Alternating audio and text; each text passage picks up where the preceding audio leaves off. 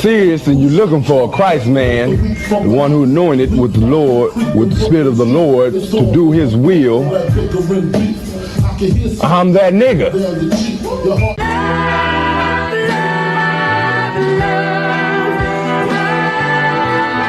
One West, 125th Street. Look, y'all put your faith in presidents like they gon' change this country. Run the league and let y'all play cause y'all gon' make a money. Fuck Obama, he ain't come here on cargo. American honor don't like no soldiers. For the spirit of the Lord, we don't like no soldiers. Saint, black, Hispanic, native, they hate y'all as the same. Hate Christ and they image, paint you as a slave. God ain't all love, scriptures say he hate African soft niggas, they know we not the same. School to prison pipeline to get you off the streets. Put you in the cell toilet connected to the saint. Molested as a kid, she prostituted as a teen. The byproduct of Martin Luther King dream. They just took the yoke off, my nigga, we ain't free. We living bleak in these wastelands of poverty. If you don't know the truth, then the lies sound promising.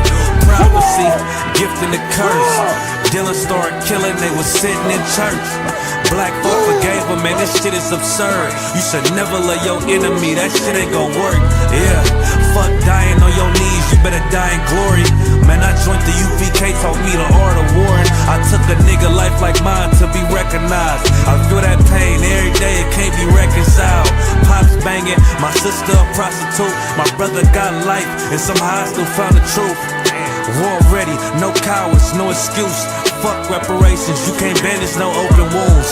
Blood on the leaves, body swing hung from a noose. I was on a run in Nashville and I found the truth.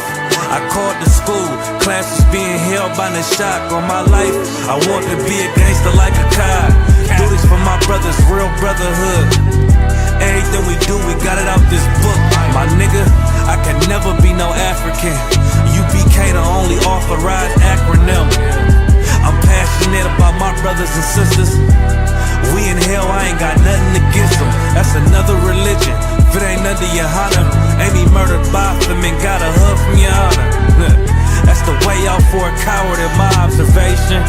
They don't fear the Lord, they indoctrinated. Wolves in sheep clothing, Joe Osteen. Real priests bringing back black royalty. One West on my headpiece, ranking order. Can't let them trick me off the streets, I gotta raise my daughter. I got brothers at the border ducking ICE agents. I got the name change, it was life changing. My family thought it was a game, put on all black, they said I was going through a phase. It's more of us in jail than it was slaves. Aquí somos la Escuela Israelita del Conocimiento Práctico Universal. Hoy estamos aquí. Lord Commander General YAHANNA I.S.U.P.K.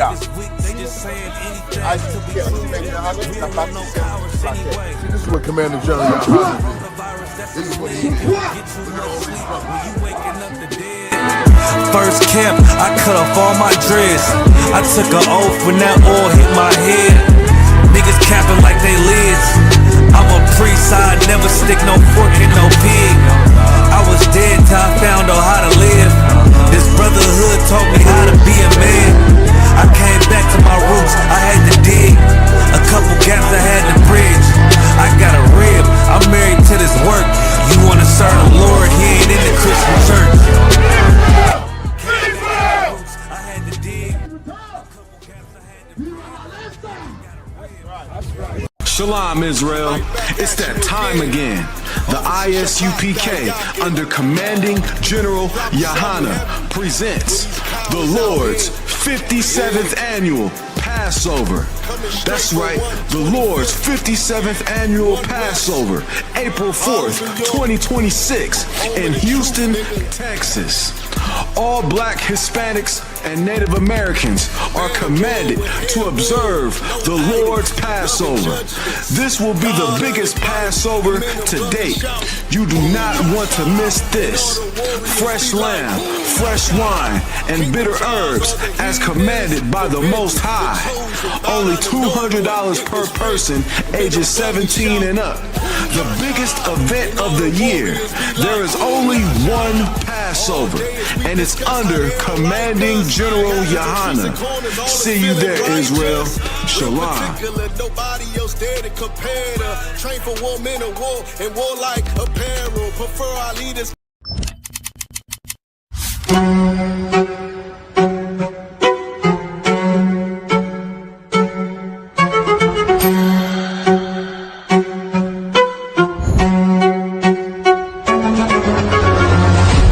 He parted the Red Sea, and the entire nation of Israel walked out of the slavery of The I.S.U.P.K. presents the Lord's 57th Annual Passover, April 4th, 2026 in Houston, Texas. You do not want to miss this one, Israel. Shalom. And all the warriors be like, Shalom, Israel. It's that time again. The I.S.U.P.K. under Commanding General YAHANNA presents the Lord's 57th Annual Passover. That's right, the Lord's 57th Annual Passover, April 4th, 2026 in Houston, Texas. All black Hispanics and Native Americans are commanded to observe the Lord's Passover. This will be the biggest Passover to date. You do not want to miss this. Fresh lamb, fresh wine, and bitter herbs as commanded by the Most High. Only $200 per person ages 17 and up. The biggest event of the year. There is only one Passover, and it's under Commanding General YAHANNA. See you there, Israel. Shalom. nobody else there to compare to. Train for war, men of war, and war like apparel. Prefer our leaders. Hey, listen, brothers and sisters, man. If you like what you hear, hit the subscribe button, man. Subscribe to this channel. And also, please, go to isupk.com and pay your tithe. Drop me some cash so we can move around this planet like we need to, man, and do the things we need to do. Everyone west. Everyone west. Everyone west. Hey, Shalom Yahweh Hashem and Shabrakatam to all the brothers, Yahweh Shemala Than Ba'Hashem Yahushai to all the sisters. I'm Priest and Officer 500 Barak Yala with the I.S.U.P.K, which stands for the Israelite School of Universal and Practical Knowledge. Start out at 1 West 125th Street, Harlem, New York, under Commanding General YAHANNA, you understand? And every Tuesday evening, 5 p.m. Eastern Standard Time, we have the Brotherhood class, right, where we teach so-called blacks, Latinos, and Native, the real biblical Israelites, how to love one another. You understand? Who to love, which is one another and no one else, according to our records, according to our Constitution, which is the Bible, right? That there is a time to love, there's a time to hate.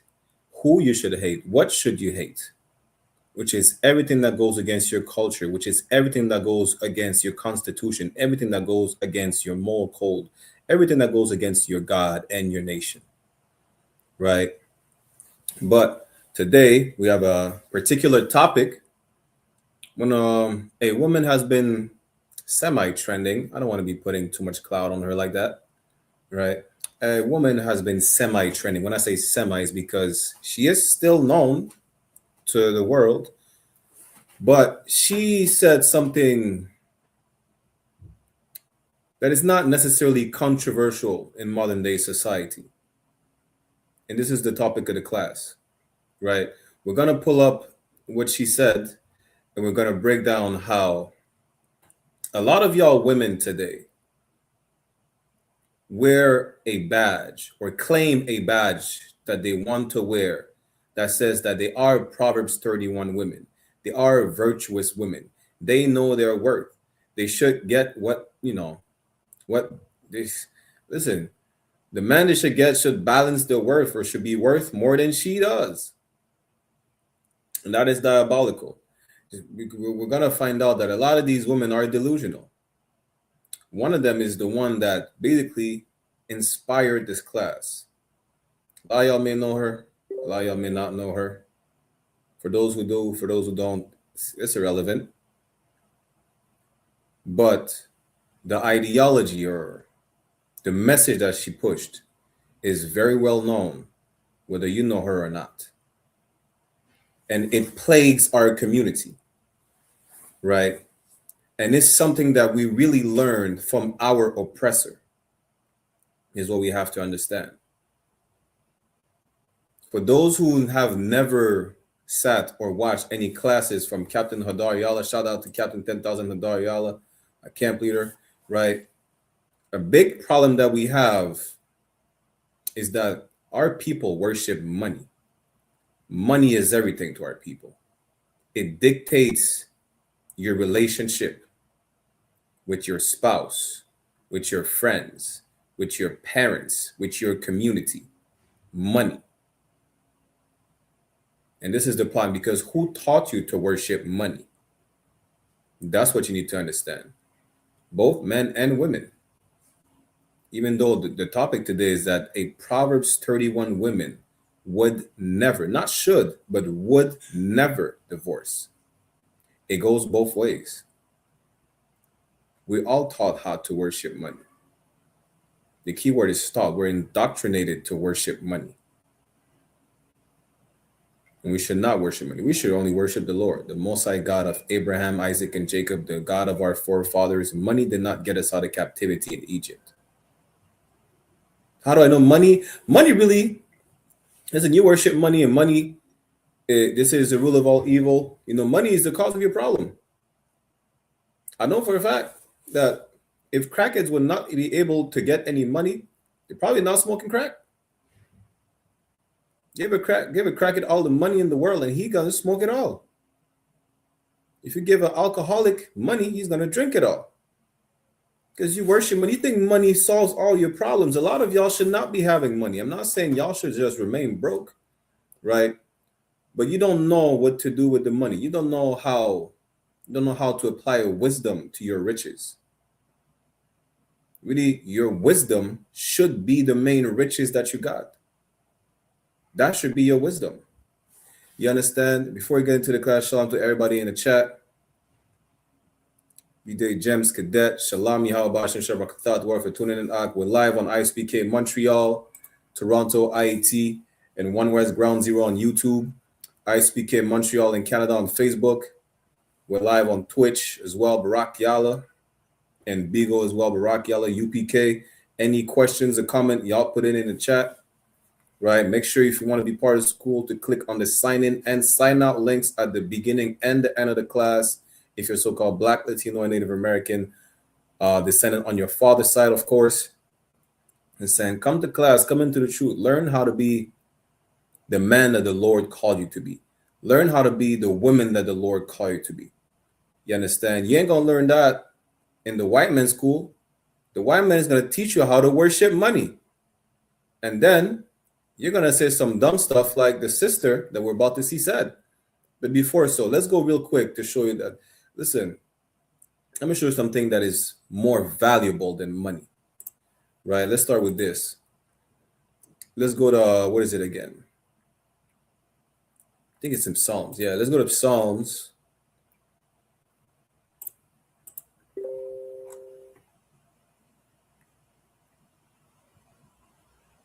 Let's go to Psalms chapter 19, start at verse 7. I'm going to share my screen again. Any questions or comments, put it in the chat. For those on Beagle who want to see the screen, y'all hop on the YouTube channel, whichever you like. Montreal, Toronto, IAT, One West Ground Zero. The truth is going to be the same throughout the board when it comes from the I.S.U.P.K, the Israelite School of Universal and Practical Knowledge, under Command General YAHANNA, and nowhere else. This is the book of Psalms, chapter 19, verse 7. The law of the Lord is perfect.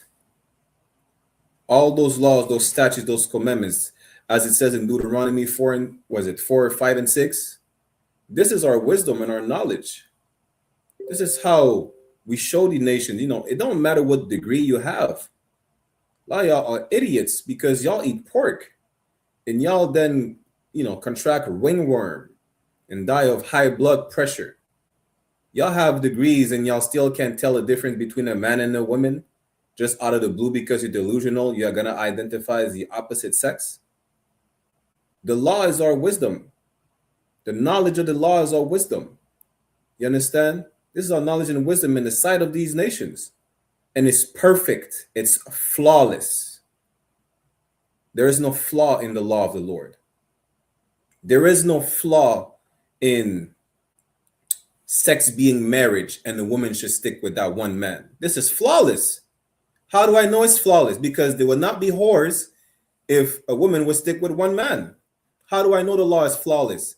You wouldn't be spreading monkeypox and all these AIDS and whatnot if you would not be a homosexual. The law tells you what happens with being a homosexual. You understand? The law is brotherhood, right? It says that adultery destroyed the soul, and that, what is it again? I think it's in Proverbs. You know, it created vengeance in the brother's heart. I'm gonna pull the precept for you because I don't like to paraphrase that one, right? But the law tells you not to be an adulterer. Do not sleep with another brother's wife. You sister, do not sleep with another man that is not your man.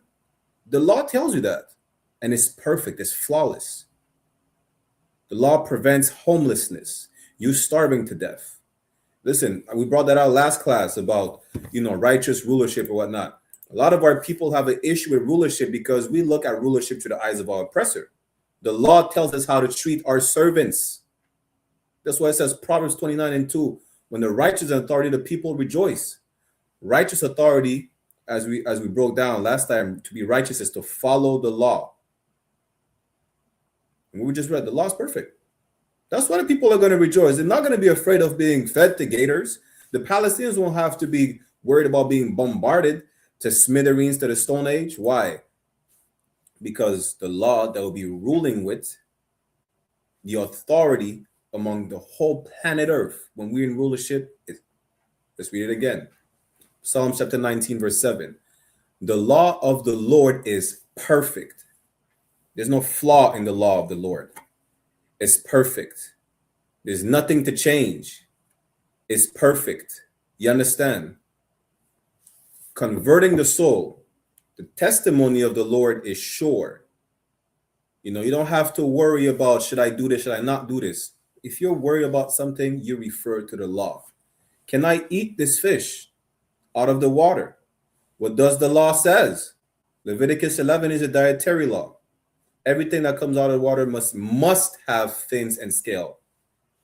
You don't have to worry about whether it's lawful or not. Or I mean, whether you're able to eat it or not. You just refer to the law. You understand? Making wise the simple. So like it. Verse 8. The statutes, right, of the Lord are right, rejoicing the heart. Listen, the Benjamin community really threw all the board with the 12 tribes, right? What do men sing about? A lot of men sing about, you know, it's not about getting a girl. It's about getting someone else's girl. People say the Benjamin community, we're the most famous for that. You know, we call it what, a gal thief. And Judah ain't far too behind. They call themselves Mr. Steal Your Girl or whatnot. It is much rejoice to the heart, to the spirit, knowing that there is no Mr. Steal Your Girl in Israel. In the I.S.U.P.K, there's no gal thief. You know how? Because we follow the law. We don't look at another brother's wife like, I want to sleep with her. If I know you're married, you're my sister. That's it. You're not a sister that I may potentially want to court or look at in the type of way. No, you're my sister. That's it. You're my brother's wife. You understand? It's rejoiceful to know that we are establishing a kingdom where you don't even have to worry about, you know, another man trying to come at your girl in any type of way. Hey, shalom, sis. Oh, you're such and such wife, Most High in Christ. That's it. There's no conversation to be had with that sister. And we don't have to worry about, yo, this man's trying to take my woman or whatnot. No. You understand? The statutes are the law of the Lord are right, rejoicing the heart. Salakia. Sisters, you don't even have to worry about your man being on the DL. At least not in the Israelite school of universal practical knowledge. You understand? I don't know about all these Pegasus and, you know, gold fringes wearing sodomites. I don't know about them, but I know that in the school under Commandant General YAHANNA, the leader of blacks, Latinos, and Native, right now throughout the globe until Christ comes back, you don't have to worry at all. It's rejoiceful. You understand? There's no worry about having, what you call again? What's this brother was convicted for, Mike Vick, for dog fighting. There is law on how to treat your pets. And when you read about the law, not as per what the church teaches, because the church does not teach the law. They teach to break the law. When you read about the law, read about the commandments, you're like, well, damn, I never learned that in the church. And it really brings joy to your heart. It brings joy to your spirit when you learn about the law, when you learn about brotherhood. You understand? Counsel, not to shame a brother, not to shame a sister, to be a father to the fatherless, right? It brings joy to the heart. And that's the law. Let's keep reading. Hey, Shalom says, Yahweh Shema Ba'ashem Yahweh Shai. The commandments of the Lord is pure, enlighten the eyes. Meaning what? Listen, there is no darkness. It's not tainted. Again, we just read it earlier, verse 7. The law, the statutes, the commandments, they're flawless. They will never fail you. You understand? And don't think we're straying away from the topic. Before we get to the main specific topic of the class, the problem is that we're worshiping money. What I'm giving you right now is the context of what I'm showing you that is worth more than what you deem to be your riches. You understand?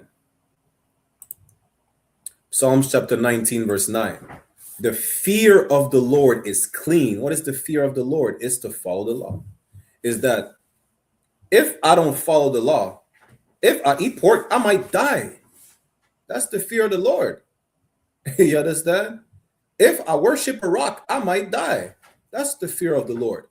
If I go ahead and worship any other God than the God of Abraham, Isaac, and Jacob and prostrate to a rock, I might die. That's the fear of the Lord. You understand? The fear of the Lord which is only one God and no other on the planet, right? Is that, imagine, okay, you see the judgments, that's what you fear when you break the law. You know, it's not about, you know what, something might happen, something might not happen. Listen, what happened when you disobey your parents? You worry that you're going to get punished. That's the fear of the Lord. Worry that you're going to worry so much that you're going to get punished that you're not going to disobey your parent. Worry so much that you're going to get punished by our Father which is in heaven, Abanawa, that you are not going to eat pork. You are not going to go to church. You are not going to, smoke a blunt or smoke anything. It don't matter if it's weed, cigarettes, or crack. It's all the same. You're not going to break the law due to the fear of the Lord. Shalom, I.S.U.P.K, United Kingdom, Yahweh Shem Shabrakatha. The wife for tuning in, I don't want. You understand? Enduring forever. Listen, to you Christians that the law is done away with, forever is not done away with. It's perpetual, without ending. You understand? The judgments of the Lord are true and righteous altogether. Just like when you punish your kid, you don't just punish your kid for no reason. The punishment is warranted. Why? Because they disobeyed. You said, don't play with a socket. You're going to hurt yourself. Now that you hurt yourself, guess what? You sit in the chair. You don't touch nothing. You want to touch something? Touch the wall. Don't touch nothing else. However you discipline your kid, it's warranted. Listen, a lot of us got warranted beatings. Now, I'm not saying go ahead and beat your kid till you break their necks. That's not what I'm saying. A lot of us growing up, the way we're disciplined, you might think sometimes where it's too harsh, which it was, but sometimes a lot of us had warranted, disciplinary actions. You understand? We're told not to, listen, we're told to not follow after the crowd that commit crime, and you go and steal a bike, you end up in juvenile center. And then, you want to complain to your parents that you can't play Xbox for a year or two. That's warranted. That's probably not even enough, but that's warranted. You understand? those judgments are true and righteous. The Lord said, don't sleep with heathens, right? You go ahead. Who slept with a heathen? The Lord said, don't sleep with heathens. And what happened? Who's the slept with a heathen? The rapper Hobson. He slept with a white girl. Guess what happened with the rapper Hobson? He has a kid in Australia. He can't see his kids. The white girl said Hobson beat the hell out of her, which was a lie. I think he's banned from Australia. He can't see his kid. But guess what? The Lord told you don't sleep with that white woman. He didn't listen. You understand? A lot of y'all feel lonely and go sleep with heathens, end up going to Africa, right? And end up in a soup bowl being sold on the bushmeat market as exotic bushmeat that they've never seen before, or that they have never seen, they didn't see in 400 or 500 years. Just listen to the Lord. If you obey your parents, you don't have to worry about getting punished. If you obey to the Lord, you don't have to worry about the judgments that comes with breaking the law, because you're not breaking the law. You understand? Let's keep reading. This is where we get to the part of what is more valuable than what you deem to be riches today in this day and age. Verse 10, Psalm chapter 19, verse 10. More to be desired are they than gold. What is to be more desired than gold? We just read it. The law, which is our knowledge and understanding, our wisdom, the statutes, the commandments. You understand? This is more desired than gold. How do I know? Because Diddy is a sodomite. Diddy is a so-called high-valued man in today's standards. He's a millionaire. Is he a billionaire? I don't know. I don't care. All I know is that he don't follow the law. And now he's in jail for being a freak. It's a lie. Understanding the law, the statutes, and commandments is more desired than gold. Right? Yea, than much fine gold, than the finest gold on the planet, than the purest form of gold. That's how valuable the law is. The statutes, the commandments, that's how valuable they are. Sweeter also than honey and the honeycomb. For those who don't know, listen, honey, even today, honey is not cheap today, right? But honey is something so precious because honey is a food item that never goes bad. What did we just read? The law endures forever. Honey literally endures forever. You understand? But this is sweeter than honey. Honey has that sweetness that when you taste something that's being sweetened with honey and sweetened with white sugar, which I despise, right? Yeah.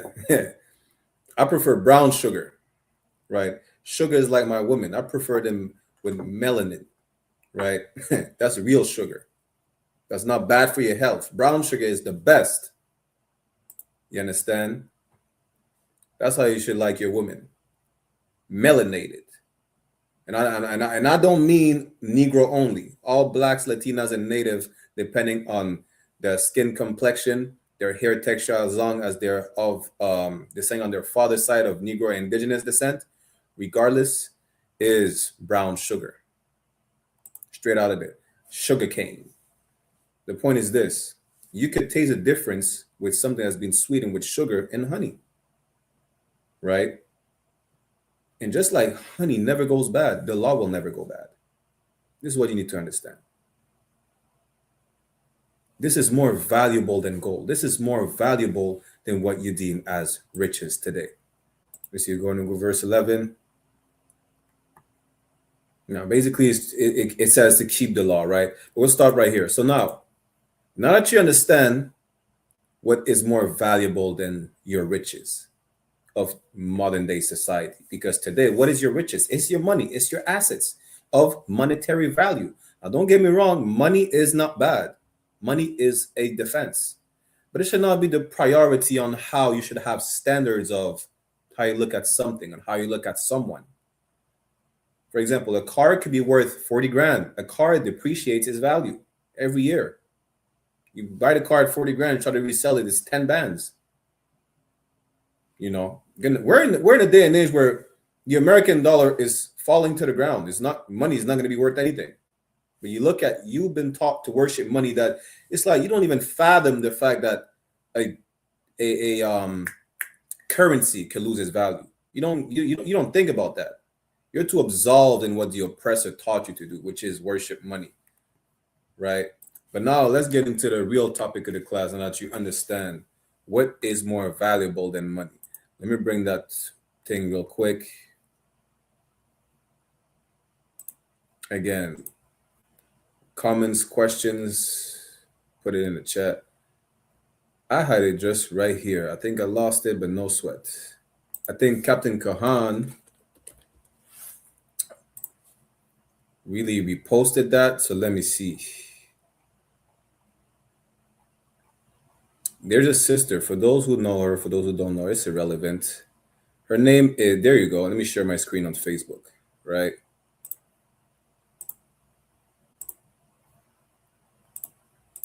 And then let me get to the comments in a minute. This is Vivica Fox. She don't look nothing like she used to. I wonder why. There's a precept to that too, Salapke. But Vivica Fox said she ended her marriage because her husband earned less than she did. You know why she ended her marriage? Because her husband earned less than she did? Because she worshipped money. That's why.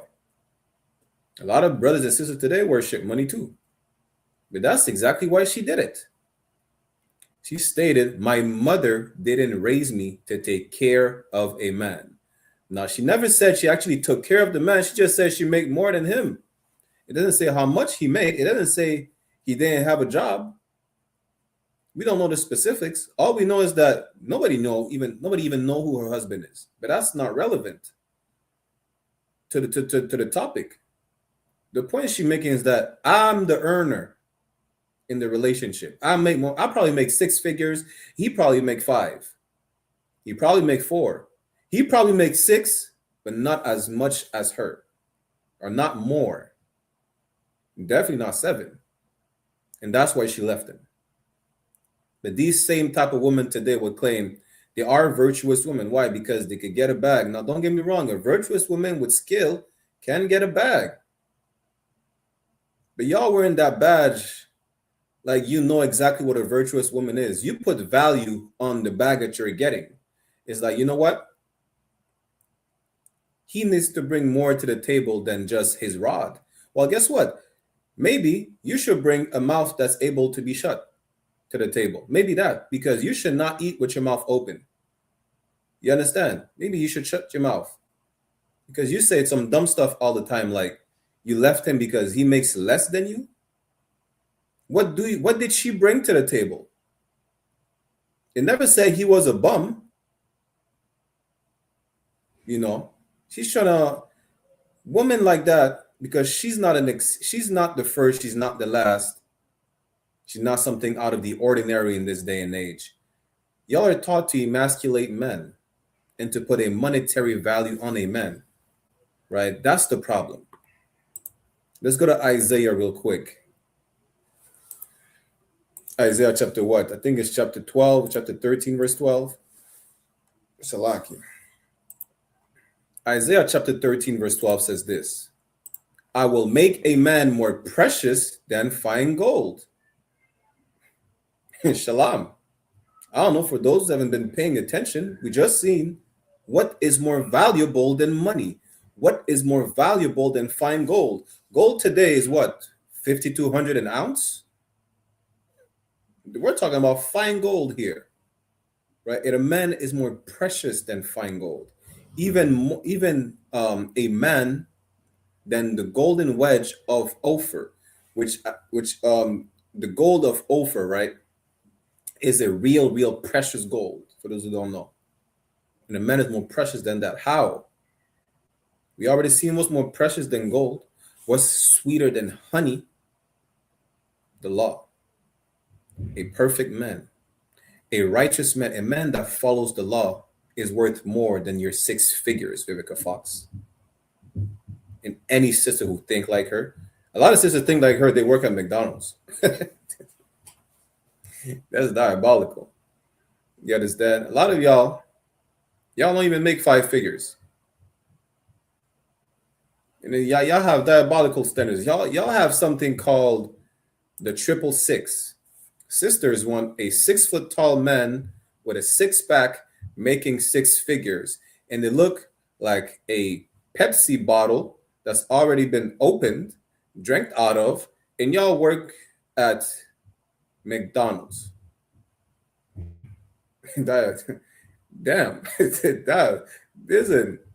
this is not even far-fetched. This actually exists, you know.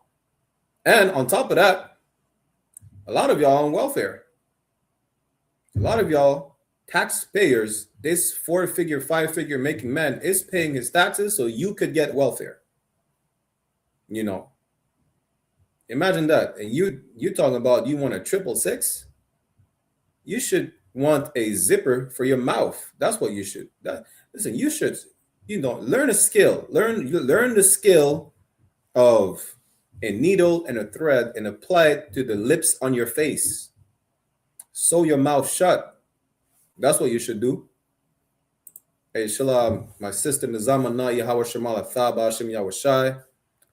Always in the building. The water for tuning in, sis. That's what you should do, because y'all have dumb expectation. It's not wrong to have standards, but because of how you were indoctrinated today, y'all have diabolical standards that you might as well look. You have the Lord might be with you. The Lord might be more in your presence if you look for a unicorn or a leprechaun with a piece of brass in the bucket than looking for a 6-figure man that's 6'0" having a 6-pack. I ain't gonna lie to you. That's a fact. That's a fact. The Lord might be with you more if you end up finding a $100 bill on the floor that you're gonna spend on your ugly nails and your ugly wig than looking for whatever standard you have of a man that was taught to you by the white man. Why? Because you worship money. A man, let's read it again. Isaiah chapter 13, verse 12, I will make a man more precious than fine gold. Diddy had all the money in the world. This man was not even worth what's it again? A chocolate coin. There's coins. There's fake there's fake loonies over here in Canada. It's a $1 coin, right? It's chocolate. Diddy was not even worth that. This man would have beat you across the side of the head, broke your jaw and everything. And you would still think he's a high valued man because he has money. He has no morals. He don't follow the law. He follows the white man that taught you to worship money. That's the problem. The true value in a man is his morals, his standards, what he's standing on. How do we know a lot of sisters don't even know what that is? Because y'all at your 3rd or 4th baby father, and he beats you up every day. He probably abusing your kids. But he had money, so maybe he was not that bad. He could pay all your bills. He bought you a car. So you think it gives him what? Carte blanche, as they call it, to use and abuse you all in any way that he wants? No. You understand? What's worth more than money is the law, the statutes, the commandments. That's what makes a man more precious than fine gold. And unfortunately, a lot of sisters don't know that, and they wear a badge. They wear that badge of what you call it again? Being a virtuous woman. Like it's what you call it again? Like it's a Halloween costume. It's make believe. It's like y'all wearing that badge of a virtuous woman like it's a red rag. Y'all claim to be bloods. Y'all not. You claim to be something you're not. And again, I'm not even talking about the skill part of being a virtuous woman, which we're getting to right now. Let's see exactly why would a virtuous woman not not divorce? Why would she never divorce? Let's get into it. You're going to understand how women like these have the same mindset that was given to them by the oppressor, right? Our the Caucasian race, our oppressor, which is the goddamn devil the Bible speaks of. Y'all are truly not virtuous women. You understand? And maybe you should come to class. You should be quiet. Come to class and learn how to be a proper virtuous woman. Learn proper etiquette. Learn what it is to be, you know, the woman that the Lord called you to be, not the woman that the white man taught you to be. Salakia. Let's go to Proverbs chapter 31.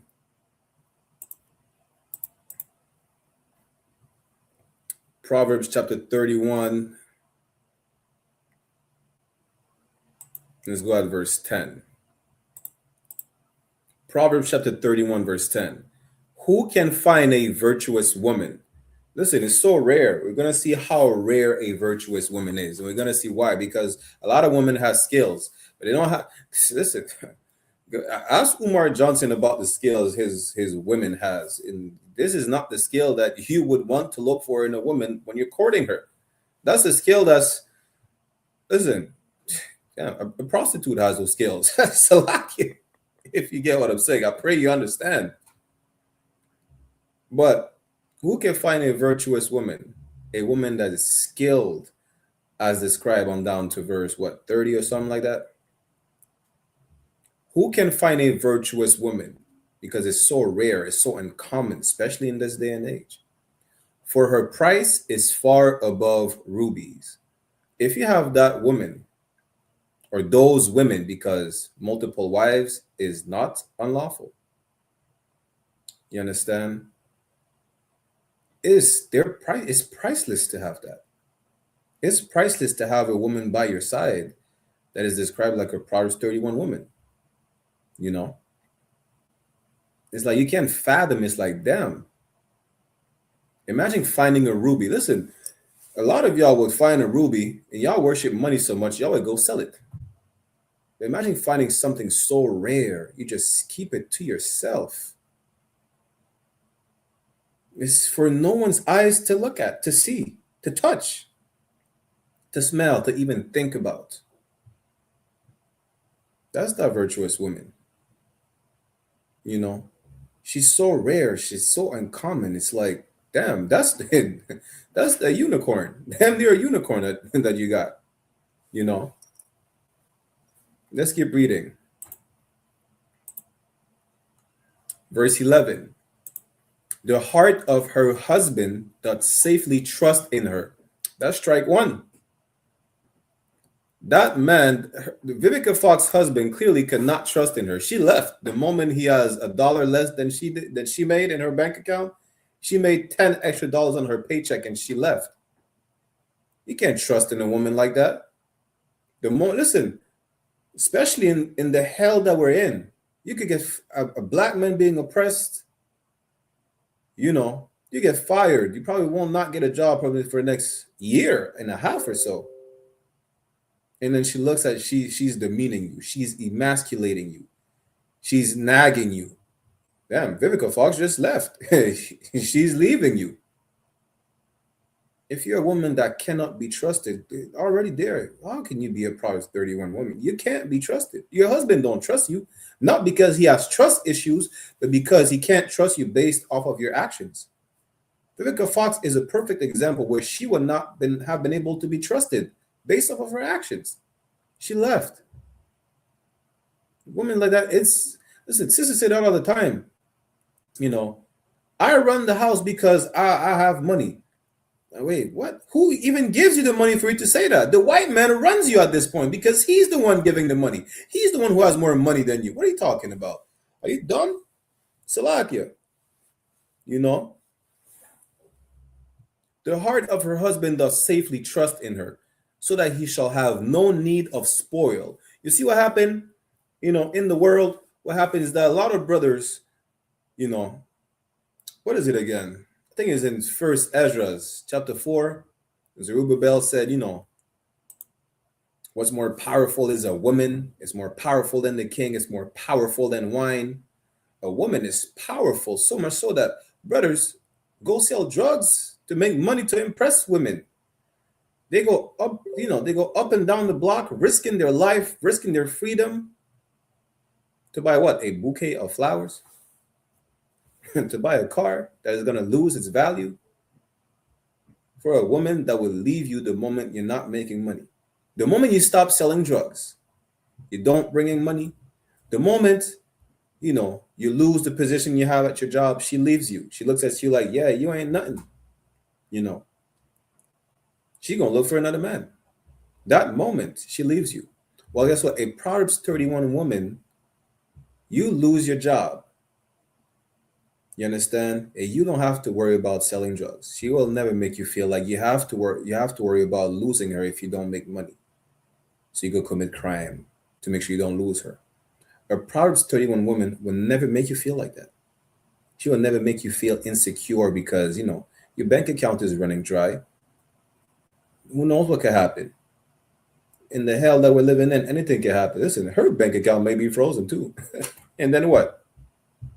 And then you should leave her because she broke? Imagine that. It's most of the time is the woman leaving because the man broke. I'm not saying that he was, right? Most of the time the woman leaving because the man broke. How many men are leaving because their woman is broke? We tried to play a clip last time. Let me see if I can find it. Play a clip. The man was taking care of his woman because she had like some health issue, right? He was helping her, with just taking care of her on a daily basis, right? Helping her, whatnot. This is the perfect clip right here. I'm gonna give you an example. You should not be with a woman like this. That's why you have to be careful when you court a sister. Her actions will reveal her true self. Watch this. You do if your partner is amazing. Like, he's amazing emotionally, physically. Earlier this year, I had to have 2 brain surgeries. He stayed with me in the hospitals. He even washed my butt some of the times. Damn. But he wasn't working for a couple of months, and I'm 24 now. So I basically feel like I'm just real grown, and I just want to know, like, how long. Tell me more about this 24 or grown. That's not me talking, that's the crowd. So what's your question? Basically, like, we haven't been out on any dates or anything recently, and I just want to know, like, how long do I wait before I feel appreciated? Good night. She said she had 2 brain surgeries. This man is taking care of her. He probably took some time off of work to take care of her ass. Salakia, her backside. Watching her. She had 2 brain surgeries. She probably could have not moved. He probably had to feed her. The point is, he took care of his woman. He showed true love to his woman. She said, hey, listen, now that I'm back on my feet, right? How long do I wait until I feel appreciated? Like, should I go out and look for another man? I have been on dates. I feel like, he's not the same no more. You know why he's not the same? He probably didn't get to sleep. He probably is catching up on sleep. He's probably catching up to try and fix his own self because he was busy fixing you. He was busy making sure you're all right. You can't take care of yourself, but as his woman, he's there for you. Through thick and thin, through life. Sex is marriage and it's for life. You're his responsibility. You understand? It says, a man that begat a wife begat a possession. You understand? He's taking care of his possession. He's making sure you're all right. You had 2 brain surgeries, probably can't even breathe by yourself. Probably had to pump oxygen in your lungs. Now that you're all right, you go on a podcast and make a fool, really disrespect him to say, how long should you wait to feel appreciated? He made sure listen, he didn't leave you when you couldn't do nothing for him. How about appreciation for him? And see, that's the problem in this day and age. You haven't been on dates? The man was taking care of you after your after 2 brain surgeries, not 1, 2. You probably were a vegetable. And he didn't leave you listen, even though he could get another wife, right? It sounds like he was staying with you and you only. and you still are not feeling appreciated? Now that you're up and running, up and walking, up and thinking straight. I don't want to say thinking straight, up and thinking to a certain extent, right? Or barely thinking. See, that's why I say you should learn this. If you want to be a Proverbs 31 woman, that sister, to be a Proverbs 31 woman, should learn the skill of a thread and a needle and apply it to the lips on her face and be quiet. What does it say? Ecclesiasticus 24, is it 26 and 14? You're cute on mute. That's what it says. Because how you don't feel appreciated? He's taking care of you when you can't walk, you can't talk, you can't feed yourself. He literally had to wash you. And I say, you want to feel appreciated? So now you want to know how, you basically saying, how long should I wait before I leave him? That's what you're saying. Let's go back to Proverbs 31 and 11. Proverbs chapter 31, verse 11. The heart of her husband doth safely trust in her. He clearly could not trust in this woman. Clearly not. How? Because now that she's all right, you understand? She claims she's 24, she's grown, she knows the world, she has experience. See, 24 is still a baby. You're stupid to say that. How long should I wait to feel appreciated? How long should I wait to leave him? You're stupid. Don't you know you cannot divorce? We're gonna get to that in a minute. Proverbs 31, women are not. Wise women are not. A woman cannot divorce. We're gonna get to that in a minute though, right? But let's keep going. Proverbs 31 and 11. The heart of her husband doth safely trust in her. Now that he fixed her up, she's ready to leave. She's ready to fly, spread her wings and her legs. That's what she said. She's waiting to know when to leave. When's the right moment? There's never a right moment to divorce. So that he shall have no need of spoil. Now, what's going on in this man's head? She's ready to leave. Should he go try and make more money? What if he can't make more money? Should he have to worry about committing a crime? See, this is the problem. A lot of y'all create these criminals, you know. And I don't want to put the blame so much so on the women, because both men and women were destroyed because why? We disobey the law. We disobey the commandments. We adopt the ways of our oppressor. This is how our women learn to be selfish dragons like that. Our women learn to be selfish and worship money because they look at white women. Our brothers worship money in our sexual deviance because they observe the ways of white men. That's why. That's how. Without the influence of any heathens, we wouldn't have to worry about that. But this is why these classes are so important, because y'all were programmed to think in a way where you should not think. So we then have to reprogram you to think the right way, as opposed to stray away from the right path. This is what the classes are for, to teach you how to do the right things, to teach you how to think right, how to operate the correct way, to teach you that you should, listen, if in your head you think about leaving this person, maybe you should never have been with this person in the first place. Like, how does that make sense? You're not here to build a connection just to break it apart. You don't build a bridge just to burn it. How does that make sense? You understand? Let's read it one more time. Proverbs 31 and 11. The heart of her husband doth safely trust in her, so that he shall have no need of spoil. Verse 12. She will do him good and not evil all the days of her life. Now here's the question for y'all Proverbs 31 women who claim to be Proverbs 31 women. Whether they know what it means or not. What does it mean to do him good and not evil? What does that mean? Anyone in the chat, YouTube, Facebook, Twitch, Beagle. I'm going to let y'all answer. What does it mean to do him good and not evil? Sister said she's a work in progress. Most High in Christ. Being loyal. What does it mean to do him good and not evil, though? Think of the topic of the class. Think of what Vivica Fox did. Think of what that stupid sister said. based on the context of what we're talking about. Topic of the class, just to remind y'all, is a Proverbs 31 women, plural, would never divorce. We just played the clip with a sister is saying she's just waiting to leave her man. That's basically what she's saying. Anyone, I got an answer on Beagle. Anyone on YouTube, Facebook, what does it mean to do him good and not evil? Youngman Charles, Shalom, Yabasha Shabakatha. Be an inspiration.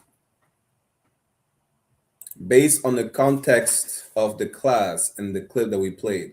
Just for those, maybe some of y'all have jumped in late. The class is Proverbs 31 women would never divorce. We just seen the post. Vivica Fox said she left her man. She divorced her man because she makes more money than him. We seen that. Let me replay the clip of the sister real quick. And then I'm gonna see if y'all can answer that. I have 2 answers so far. What do you do if your partner is amazing? Like, he's amazing emotionally, physically. Earlier this year, I had to have 2 brain surgeries. He stayed with me in the hospitals. He even washed my butt some of the times. Damn. But he wasn't working for a couple of months, and I'm 24 now. So I basically feel like I'm just real grown, and I just want to know, like, how long. Tell me more about this 24 grown. That's not me talking, that's the crowd. So what's your question? Basically, like, we haven't been out on any dates or anything recently, and I just want to know, like, how long do I wait before I feel appreciated? Again, what does it mean based on what y'all just heard? I have an answer on Beagle, I have an answer on YouTube. What does it mean that in Proverbs 31 verse 12, that virtuous woman will do him good, her husband, she will do him good and not evil all the days of her life? What does that mean? We give y'all a few more seconds. Think of the context of the class. Vivica Fox divorcing her husband. Proverbs 31 women will never divorce. And the clip I just replayed for y'all, who is ready to leave and spread her wings and her legs. Damn, I'm stupid. You get the point? What does it mean? For time's sake, the answer was on Beagle. The sister said, staying with her husband and loving him. Staying with her husband is the key word. Not divorcing him because he makes less money. Not divorcing him because now he probably gets more hours at work because he's done taking care of you while you were sick, because you're not sick no more. That's what it is. Not divorcing him, right? Now, young McCharles said to be an inspiration to her man. If you be an inspiration to your man, that's not wrong. But in the context of the class, right, to do him good and not evil is to not divorce him. Why? Because divorce is a sin. That's it. It's evil. That's the topic. That's why I said specifically based on the topic of the class and on what Vivica Fox said, or more so did, and as per what the sister said, who's ready to leave. Now let me show you where divorce is a sin. You should not divorce. Really, a woman cannot divorce. Only a man could divorce. We're going to see that right now. Right? This is what you understand. If you're a Proverbs 31 woman, he makes less money. There's no excuse for you to leave him because what? He lost his job. Black men, Hispanic men, Native men lose their job every day in this white man's kingdom. What are you talking about? If you lose your job, hey, listen, if you lose your job, I'm definitely getting another wife, whether you like it or not. If that's the case, damn, might as well. I'm probably not even going to wait till you lose a job for to get another wife. The point is this. You cannot divorce. Vivica Fox and any sister like her who think they're valuable because they get the bag, they're Proverbs 31 women, they get the bag, the man that they're with is making less money than them, therefore they leave him, divorce him, You are not a Proverbs 31 woman. A Proverbs 31 woman, we just read that what? Salakia. She will do him good, Proverbs 31 and 12. She will do him good, talking about her husband, and not evil all the days of her life. It's evil to divorce. It's a sin to divorce. It's wicked. The brother said the gal them wicked. It's a Salakia. Let's go to Matthew chapter 19. Let's start at verse 1 for context. Vivica Fox looked like she ate her younger self. Good night. Diabolical. Listen, I was gonna give y'all the precept on that too. Vivica Fox don't look like what she looked before. And I'm gonna show you how her wickedness is showing through her face, literally. Right? Let's go with divorce. Matthew chapter 19, let's start at verse 1. And it came to pass that when Yahawashi had finished these sayings, for those who say, well, it says Jesus, not Yahawashi. Jesus is the Greek mistransliteration of Joshua. In Hebrew is Yahawashi, right? I give you 2 lessons in one, 2 birds, 1 stone, right? But just for the sake of the class, tomorrow we'll have our Hebrew class. So just for today, right, I'm going to read it as is. And it came to pass that when Jesus had finished these sayings, he departed from Galilee and came into the coast of Judea beyond Jordan. Verse 2. So as Christ is traveling, right? Verse 2. And great multitudes follow him, and he healed them there. As Christ, he was traveling, was performing his miracles. Some that were spoken of, some that were not spoken of. Because he performed so many miracles, you can't contain all the miracles in Christ just in one record. Verse 3. The Pharisees also came unto him. Pharisees would be your modern day pastors, your fake Israelites, the Pegasuses, or the gold fringes wearing purple sodomites, right? Matthew's, or even your individualites. Matthew's 19 and 3. The Pharisees also came unto him, tempting him. Why? Because that's what they were doing. They were trying to corner Christ to try and prove him wrong. You see how these fake Israelites are saying, well, the Bible, some said, listen, what did it say? I heard someone say something stupid about marrying heathens because Ruth was a Moabite. Some like that, right? They try to trick people. Ruth was a Moabite. Or they try to say, actually, on that specific topic, good night, you had to argue a fake Israelite. They were saying, yes, you are able to divorce. Why? Because these fake Israelites only believe in the Old Testament, which is beyond stupid. You know why? Because the Old Testament tells you, I think, some in Deuteronomy, we brought that out on the scripture breakdown on Tuesday, right? That, let's see if I could bring it out. What's that precept again? Bear with me 1 second. This is crazy because it's on the topic too, because a fake Israelite was trying to say, yes, you can divorce based on the Old Testament, which we're about to read if you truly can or not. But that's for all you Old Testament lunatics, right? Bear with me 1 second. I'm gonna find it for y'all.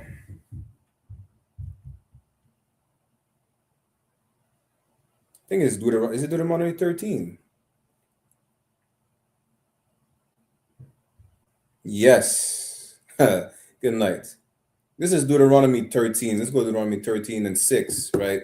This is for all y'all lunatic, Old Testament lunatics, right? Go to the book of Deuteronomy chapter 13. What I say, verse 6. Deuteronomy chapter 13, verse 6.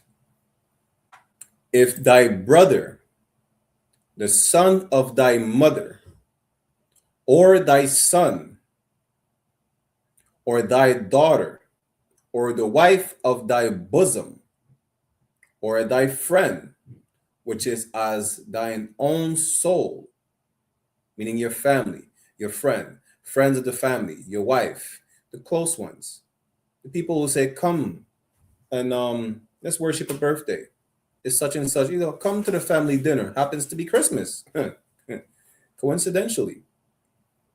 Entice thee secretly, saying, let us go and serve other gods.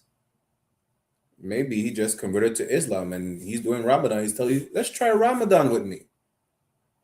Convert to Islam. Come to the church. Change your heart. Be a reborn Christian, or whatever nonsense they say. Which thou hast not known, thou nor thy fathers. Verse 7. Namely, of the gods of the people which are round about you. Which is what? Celebrating Christmas. What's coming up next? Y'all just celebrated Valentine's Day, what, 2 weeks ago? Worshipping a sexual, deviant, drunk Roman god?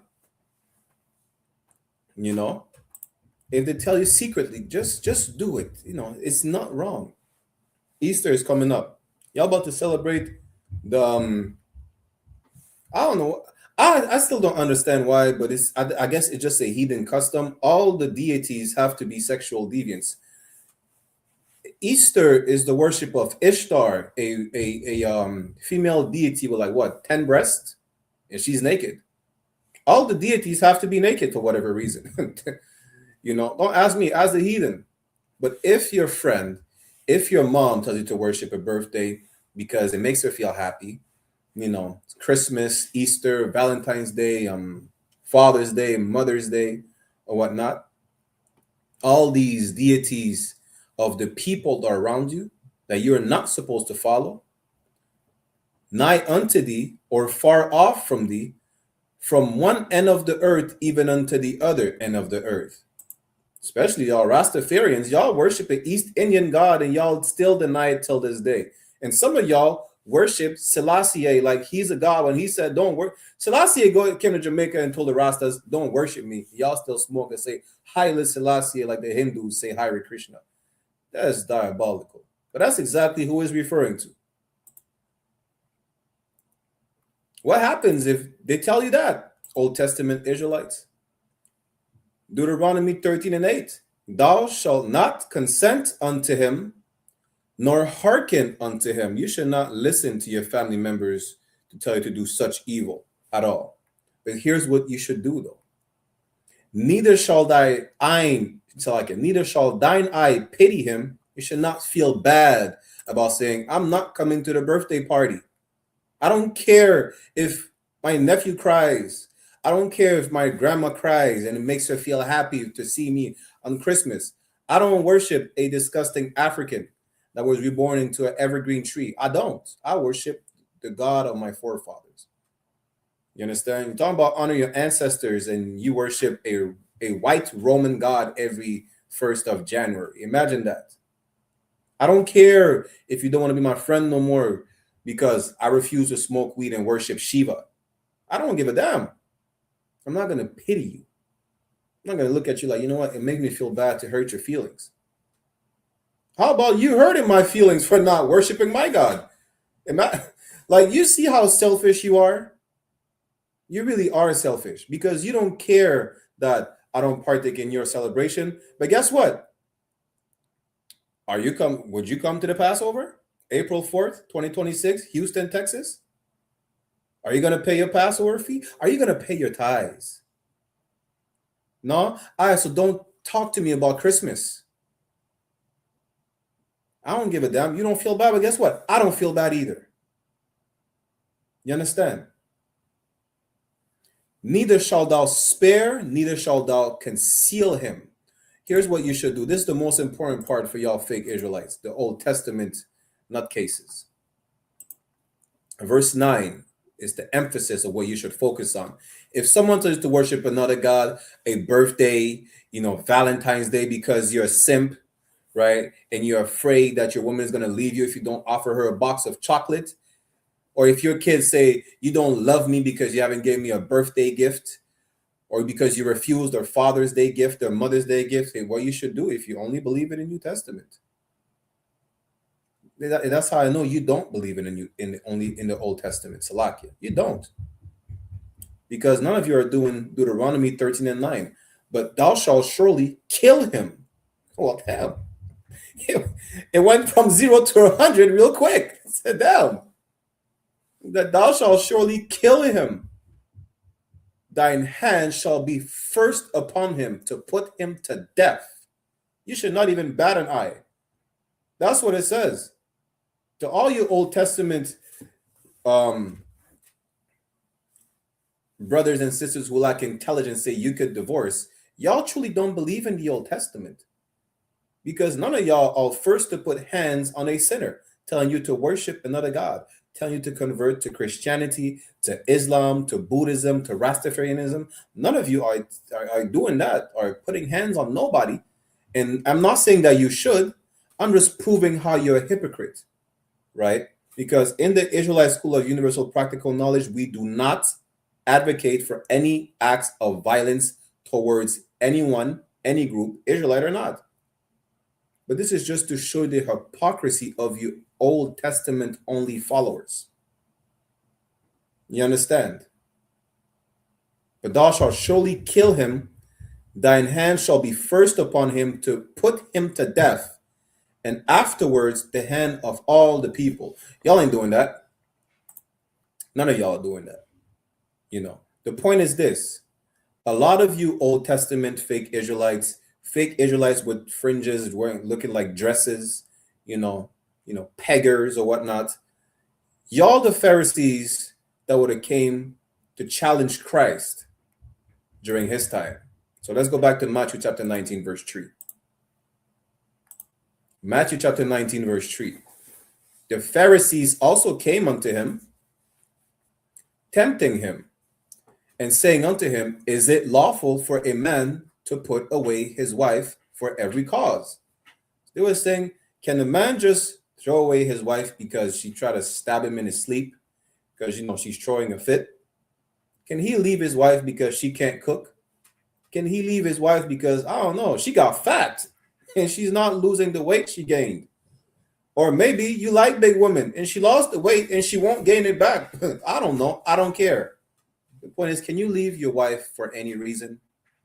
That's what the Pharisees is asking Christ. And again, they're tempting him, meaning they're trying to test him. They're trying to trick him, really. It's a tricky question. That's what they thought it was, right? Salaki. Matthew chapter 19, verse 4. And he answered and said unto them, when you see it's written in red, that's Christ's word. He's telling the Pharisees this, have ye not read that he which made them at the beginning made them male and female? Christ is, for especially those, who say, yo, you have to follow the New Testament only. During the time of the New Testament, during Christ's time, during the apostles, disciples, they all referred to the Old Testament. You can't say the Old Testament is too old. If the Old Testament is too old, then maybe they should not have referred to it. Because everything that you quote from Christ that he's quoting from the Old Testament. Paul was quoting from the Old Testament. Romans 9:13, Jacob, I love Jacob and hate Esau, is from the Old Testament. You understand? So now he's referring to Genesis. Verse 5, and said, for this cause shall a man leave father and mother, and shall cleave to his wife, and it shall twain be one flesh. Christ is telling you, a man and woman, when they're together, they're one body, they're one flesh. Not literally, Christians, because I know the Christians do not understand the Bible. They take everything in a literal form of everything, which is stupid, because this is not a Dragon Ball Z fusion. You understand? You don't become a mutant fusing physically with your wife and vice versa. Right? That's not happening nowhere. Where's the proof? If you're the body of Christ, are you Christ's physical arm, finger, eyes, ears, nose? We say we're one body. Are we all sharing the same body? Just because I took a sip of water, that means you took a sip of water? See, this is the problem. You understand context outside the Bible, but you can't understand context inside the Bible. Context is context, regardless of the writings, regardless of the records. Context is always important to understand what it's talking about. It's talking about being on the same accord, being one together. You understand? It said, me and my wife were one, right? Or my wives. You understand? As a nation, we're one. We're of one mind. We're on one wavelength. It's not hard to understand, right? Verse 6. Wherefore there are no more twain, but one flesh. Something twain is something, it's like, how could I put it? Damn, I forgot the word. It's like cordage. Is that the word in English? Cordage, like a rope. I think that's the word. Let me see. Because then I'm gonna be cussed out like, damn, you're using you're mispronouncing words again. Bear with me 1 second.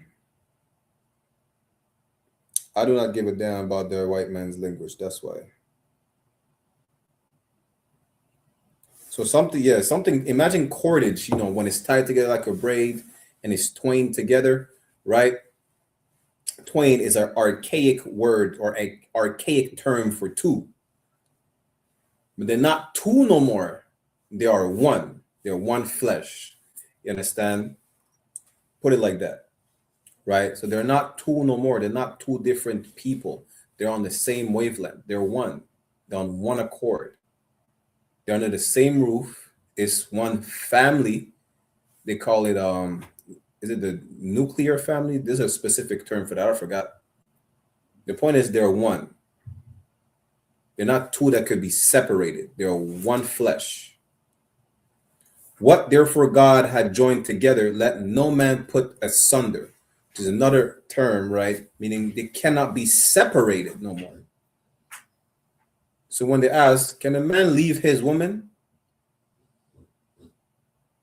Now, for those who have been paying attention, how does that pertain to the class? Can a man leave his woman?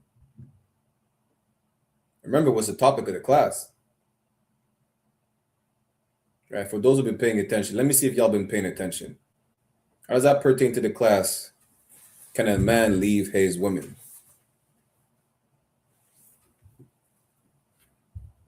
Remember, what's the topic, right? What is the topic of the class? Y'all remember? Because I know, but do y'all know?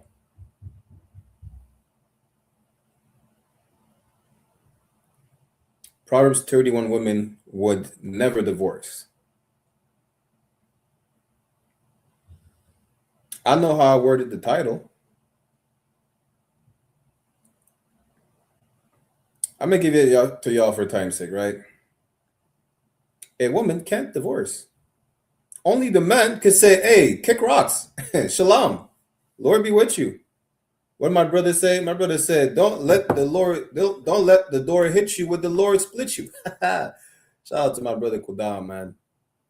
The point is, only a man could request a divorce. The man can divorce. Right? That's the point. It was never a concept for a woman to initiate a divorce. You have to deal with her. She's a monster. Deal with the monster. Tame the dragon. That's it. Put the batteries in the remote and press the mute button. Sometimes that's all you got to do. The point is this, right? They were trying to trick him into seeing, can a man, leave his wife? Can he throw her away just for any reason? Because she's a psychopath, or for whatever reason. Christ said, no. A man and a woman, they're one, and no one could separate them. Verse 7. Matthew chapter 19, verse 7. They say unto him, why did Moses then command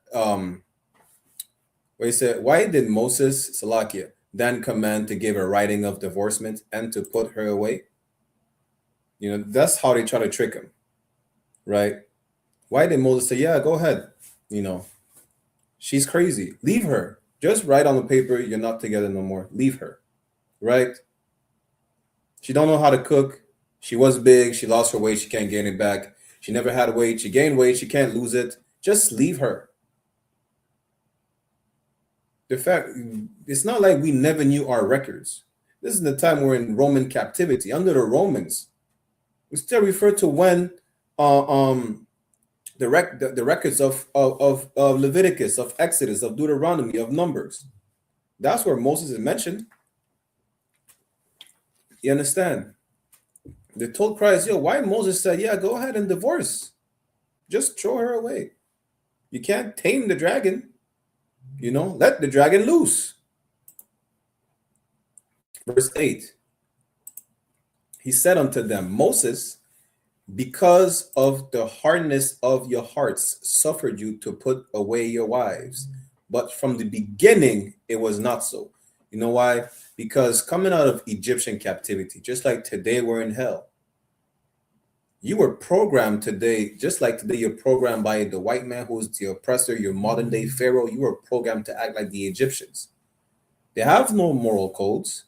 They have no commandments, no laws. They'll probably, break each other's jaws. She probably try to, smother you in your sleep with a pillow. Whatever the reason is, Moses said, you know what? So y'all don't kill you. We were what? In 40 years in the wilderness. Moses did not have time to argue with you 40 years in the wilderness and fix your relationship issues. He said, throw her away. Not throw her away, but he said, go ahead, let her go, leave her. You can't handle her. It's too much. We're trying to get out the wilderness. 40 years. You understand? From the beginning, there was never supposed to be divorce. It's so important, like when you court a sister like this, and both for men and women. If you courting the brother to sis, watch this. The man above us said, start an argument with her. Start an argument with him. See their reaction what is an argument. Do they look like they're about to rip your head off? Are you ready to deal with that for the rest of your life? Because once you have sex, it's a done deal. Can you deal with her? What? Some sisters are more emotional than others once a month, if you get what I'm saying. Based on that reaction, are you willing to deal with that for the rest of your life? Because you can't throw her away. It was never supposed to be so. You can't throw her away. You can't. It was never supposed to be so. So like, if I may ask, go ahead, ask your question. When I see it, I'm going to address your question. No sweat, sis. You understand? You decide to sleep with that person. Well, you should have find out the bad and the ugly, right? That's what I want to know. Find out the bad and the ugly, because it's good. Listen, everyone enjoy good days, sunny days, walks on the beach. It smells like flowers or whatnot. But can you weather the storm together? And that's why it's so important. The courtship is so important, because if you are not willing to weather the storm with that person for the rest of your life, you should just not sleep together. And it's not like the bad days are going to be forever, but while they last, can you handle that together? Can you suffer together? I don't give a damn about smiling with you. I'm not saying it's not important to smile with your significant other, to enjoy each other's time, being able to laugh together. That's not what I'm saying, right? What I'm saying is, are you willing to suffer through the bad days with that person? Whether it's y'all go through it together, or maybe you need support, maybe she needs support, and vice versa. You understand? Because once you're together, hey, listen, you married a psychopath that's trying to stab you in your sleep. You decided to sleep with her. You can't complain now. If you didn't learn or figure out her psychopathic tendencies, that was your job. That's what the courting process was for. Same sis.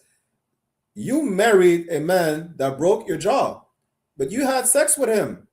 You should have figured out maybe he has an anger problem. He should seek a therapist.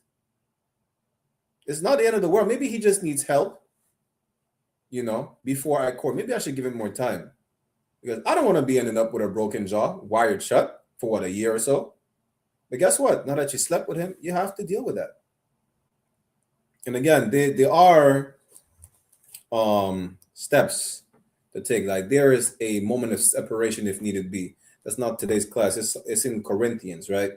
But even during that moment of separation, that doesn't mean you divorce, right? And also always seek counsel.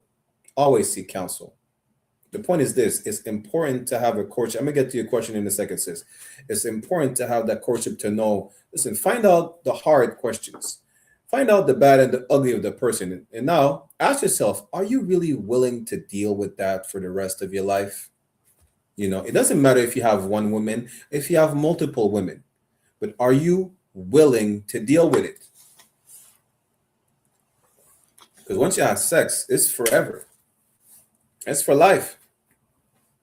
You know, let me just finish this precept on divorce and I'm going to get to your question in Ecclesiasticus, right? Matthew chapter 19, verse 8. And he said unto them, Salaki, he said unto them, Moses, because of the hardness of your hearts, suffered you to put away your wives, but from the beginning it was not so. A Proverbs 31 woman would never divorce her husband. She would never do him evil. She would do good and never evil. We just read that earlier. Divorce is evil. You were never supposed to divorce. It's evil. You're a whore. You treat rods like stepping stones. Salakia. You don't swing from branch to branch. You swing from rod to rod. That's crazy. And it's evil. If you do the opposite of what the Lord said, doing the opposite of what the Lord commanded, doing the opposite of the law, which is breaking the law. Sex is marriage. That's for life.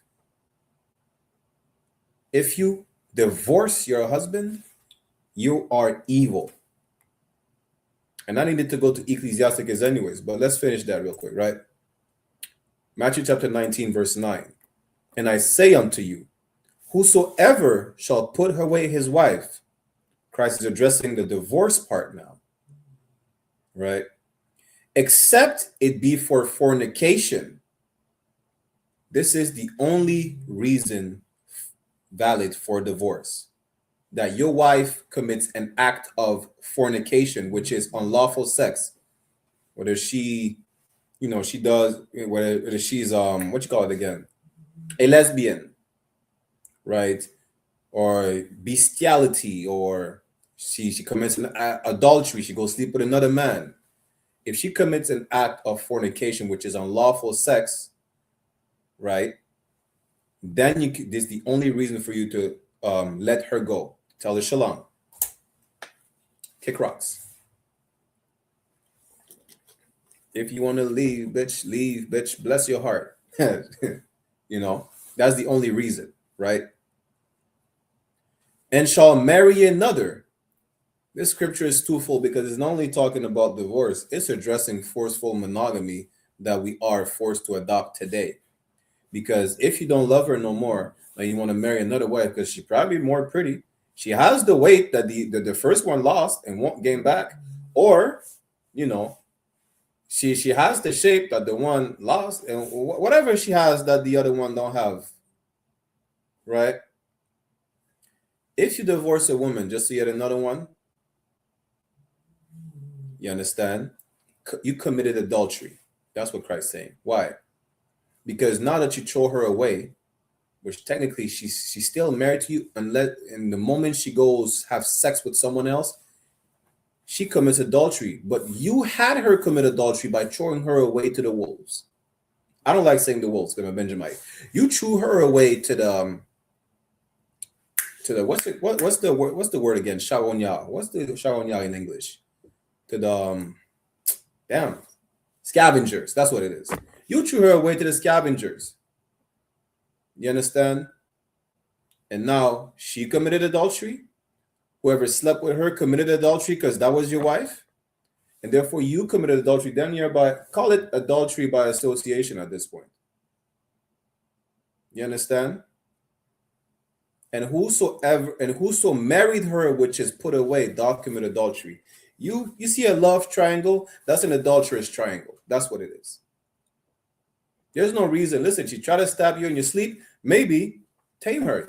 Tear that. Oh, good night. Maybe, You need to beat it. Let me not say that, because if you're not a Benjamite, you're not going to understand. Maybe you need to render her due benevolence according to the marriage, right? Do your marital duty. That's what you need to do. Do it properly. Maybe she won't try to stab you in your sleep. You understand? Let me say it like that. Satisfy her. Maybe she needs more satisfaction from you. That's what she needs. Maybe you need to tilt her ground and tend to her garden. That's Salakia. Maybe that's what it is. Just maybe. I don't know. She probably have an attitude because you need to tear more fire to her. Maybe that's what it is. Maybe sometimes she needs to get checked. She needs to learn the skill of a needle and a thread to her lips on her face. Tell her she's cute on mute. She's pretty when she's quiet. Tell her that. That's what she needs sometimes. And I'm not saying, sis, don't be talking, don't be conversating with your husband. A lot of y'all need to watch your mouth. You understand? A lot of y'all need to watch your mouth. That's what it is. And maybe you should think before sleeping with that person, that you won't be stuck with their bad and ugly ways for life. That's really the main part of it. Maybe that man should have vetted Vivica Fox a bit better, because now she divorced because he makes 10 bands and she makes what, 100? Who cares? It doesn't matter. But that's the point. You can't divorce. First of all, a woman, that's a white man told you initiate the divorce because black man ain't shit. Salakia. That's the white man who told you that. A white man told you money is more valuable than your man. Money does not protect you from a home invader. It doesn't. The rich people get. Damn, Kim Kardashian got robbed in Paris. She's rich. Money didn't protect her. Someone tried to break and enter Donald Trump resort on Mar-a-Lago, however you pronounce it. Imagine that. Of course they got dealt with. But even then, Trump is not safe with the money that he got. And you think because you make $100,000 a year, you're safe? You're not. You're just stupid. What is it? Let me bring these two precepts and let me get to your question, sis. They go to Ephesians. Is it 5?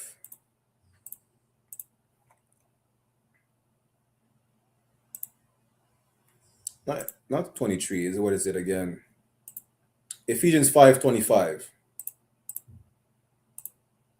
It says, husbands, love your wives, even as Christ also loved the church and gave himself for it. People think the church is a building. The church is it comes from where's my book again? Bear me one second. I'm going to give y'all the word church comes from, right?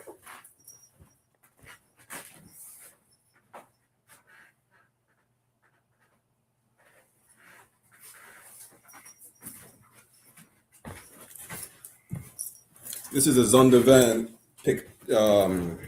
Pictorial Compact Bible Dictionary. The word church, bear with me 1 second, comes from a Greek word. It just means congregation of Israelites. Church, page 111. The English word for church derives from the Greek koiakos, belonging to the Lord, but it stands for another Greek word, ecclesia. There where you get ecclesiastical, denoting an assembly. You understand? If you go around the New Testament, the church that Paul went to, the assembly that he went to of the saints is just Israelites. Saints is those who have the covenant. Only Israelites have the covenant. Christ only died for who? The Israelites. It's throughout the Bible. You understand? Meaning what? Your husband will risk his life for you like Christ risked his life for the church. It don't matter. Listen, we had Proverbs 31 women in slavery. All of them were slaves. They had no paycheck. They even make one figure, talking about making 6 figures, 7 figures. They were not making one figure. and they were Proverbs 31 women, and they were not leaving their husband. Today, sisters are talking about, well, I need to be, I talked to a sister yesterday, she's talking about being an old age woman, an old school sister or whatnot, right? Y'all are not old school sisters. Because you argue with your man talking about leave my house. Your house?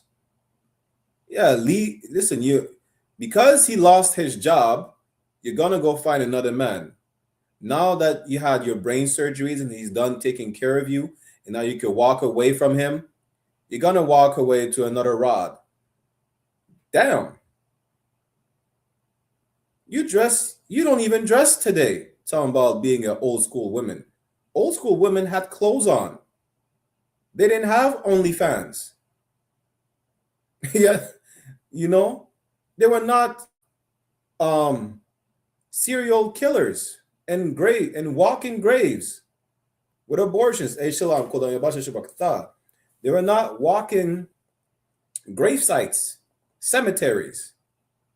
We didn't have to complain. We didn't have no discussion with these old school sisters about there's not enough Latino doctors, there's not enough Black doctors because y'all are aborting all of them. We didn't have these conversations because there was not that much abortion. You understand? That man, he is your defense. Money is a defense, but that man is your protection. I just paraphrased to you earlier, right? Which we're going to get to Ecclesiasticus just now because I have a question in the chat. Where is it? Let me bring these two precepts real quick. Ecclesiasticus 36 and 24. He that getteth a wife beginneth a possession. A man will take care of his possession. He'll make sure a man with a car, his car is his baby. The car is clean. The car is taken care of. The car goes to the garage. The man takes that night. A man, listen, brothers will take care of their shoes like the shoes is their most valuable possession. Brothers will take care of a brother that has a possession that is valued, that has value. He will take care of it and make sure you're good. You look good, you smell good, you taste good, everything. Right? That's not all the money in the world is not going to do that. Y'all are rich and y'all stank. And y'all ugly. And y'all need to go to the gym. Money can't fix that. Some of y'all still look like you bite and y'all making millions of dollars. But the problem is that you worship money, you think money will fix everything. Money cannot find you a man. I think right now she's 60 years old, 65-year-old, talking about she's jumping back in the dating pool. No, man don't give a damn about a rich woman that has money. You probably gonna get used. About you can't find a right man. You had probably that right man that you decided to divorce because you make more money than him. He's irrelevant in the sense where everybody knows you. We've seen you in the movies, right? Nobody knows who he is. I'm talking about irrelevant in that sense. So you're making money. Good. You shouldn't have to worry about nothing if you're a Proverbs 31 woman. You would have never left him if you were truly a Proverbs 31 woman. You were his possession. He could have taken care of you regardless. He's that protection for you. I'm going to show you, especially with the next verse, right? A help like unto himself and a pillar of rest. Yeah, she was not that. She was far. Well, Vivica Fox was far from that. Hey, Shalom, Jalo, Yahweh Shema, Thabashim Yahweh Shai. Vivica Fox was far from a pillar of rest. This brother was probably stressing the hell out. Damn. Verse 25 is the focal point of that. You being his possession. You being taken care of as his possession. Ecclesiasticus chapter 36, verse 25. Where no hedge is. A hedge is like, imagine a small bush. A hedge is like a bush that's as tall as a wall, that's surrounding a property. You understand? Where no hedge is, the hedge that serves as a protection, as a barrier. There the possession is spoiled. You understand? That man is your protection. He's your hedge. You're his possession. He protects you. You're supposed to be under his wing. He covers you when it snows, when it rains, right? When it's hailing outside. He protects you from the elements. He protects you by telling you, put some clothes on. because we know how it is dangerous in the world. We know how lawless these heathens are. They don't have decorum. They don't have morals. And our brothers who follow the heathens looking at you like a piece of meat in a butcher shop. Pause. Salakia. You get me? Looking at you like they're hungry predators and scavengers. I'm trying to protect you, from the eyes of this wicked world, from the ways of this wicked world. Maybe you should not listen to this stupid female dog that you listen to on a podcast. She's clouding your brain. Maybe she says some dumb stuff. Maybe you should not watch this. Maybe you should not listen to this music. I'm not telling you be a tyrant to your woman, but this is the example, right? A man is protecting you. You're his possession. He values you. You're something that has value to him, just like he would protect his car. Some brothers don't even want nobody to look at their car. Make sure the car is clean, shining. They don't even drive the car nowhere special. It's like on a special occasion. It's so special. You understand? It's the most prized. You are his prizeful possession. You need to understand that. And no money in the world would make that man just say, you know what, I want to protect her. They think they're gonna empty your bank account. They don't get down about the money. Really, y'all stop thinking like white people. The brother will not give a damn about the money. Again, money is not bad, but it should not be number one in your list. Well, you know what? I'm looking for a six-figure man with a six-pack, with a 6 foot tall. Might as well have, I hate to use that word, better luck, because we don't deal with luck, right? You have better chance of finding an albino. You have better chance of finding a Pokemon. That's what I'm gonna say, straight up. You have a better chance of achieving Super Saiyan 11 or 12, whatever level they're at today. That's it. You understand? But that man, you become his wife, you're his possession, and he's the hedge around you. He is your protection.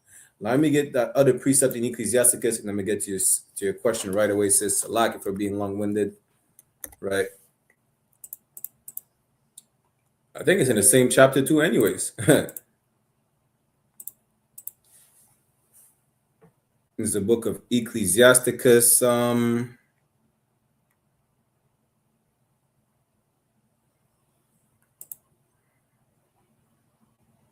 Ecclesiasticus chapter 25. Let's go to verse 17. What I tell y'all about Vivica Fox. Let's pull her face real quick again, right? Let's pull her face real quick. This is the problem with y'all wicked monsters. You become ugly, and not just in spirit.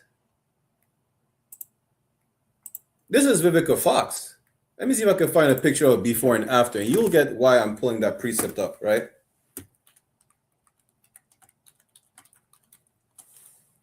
Before and listen, I just try to look before and after. It said before and after surgery.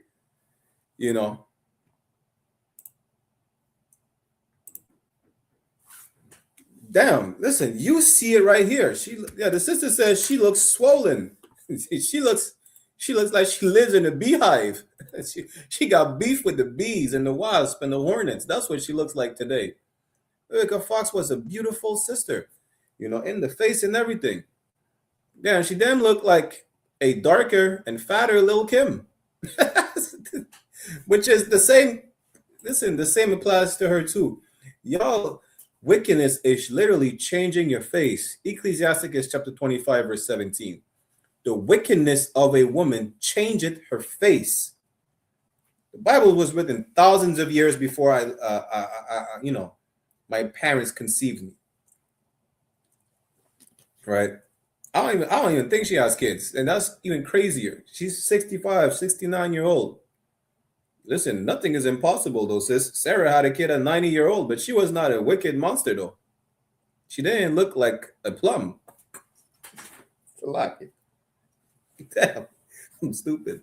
The point is this, right? You wicked woman, it shows in your face, in your expression. It shows in her face, her wickedness, right? We read earlier, Proverbs 31 and 12. A Virtuous woman will do good and not evil to her man all of the days in her life. But look at how evil she looks. The evil she done to her men, leaving him. And she's not the only one. There's a bunch of them. Whether you leave your man, whether you're a prostitute, whether you're a drug addict, it don't matter the evil. It don't matter the wickedness. Ecclesiasticus 25:17. The wickedness of a woman changed her face and darkened her countenance like sackcloth. That's damn. If I put her side to side to Lil Kim, you could just tell one is darker than the other, and that's it. They all look swollen. They both look swollen. They both look like they lost a fight with a beehive. That is diabolical. She was fine as hell. I ain't gonna hold you. Right? But now the sister asked a question, Salakia. Let me scroll back up a bit.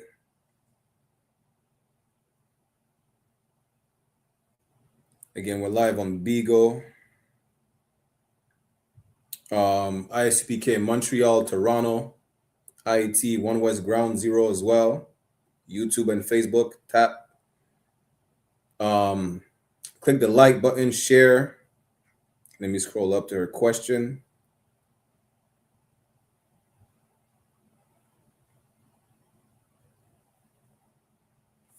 Ecclesiasticus 25:26. Let me see what it says. Bear with me.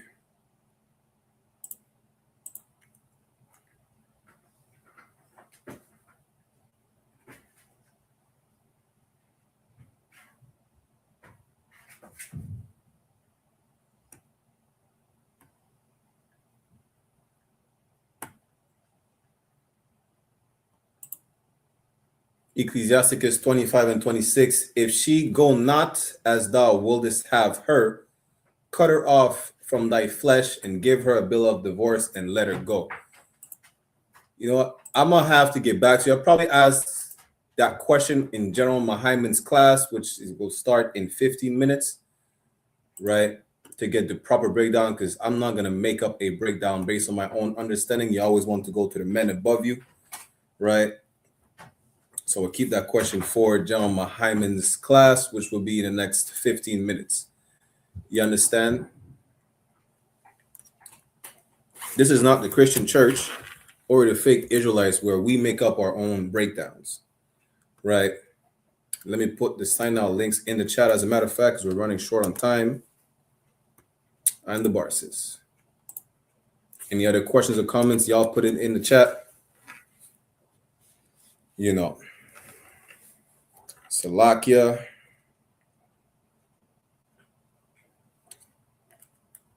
Let me go to the book of Tobit, chapter 2.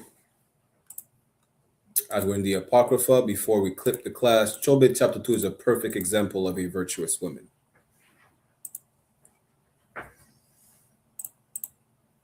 Of a man that was making less than his woman as far as the income. As a matter of fact, Tobit lost his job.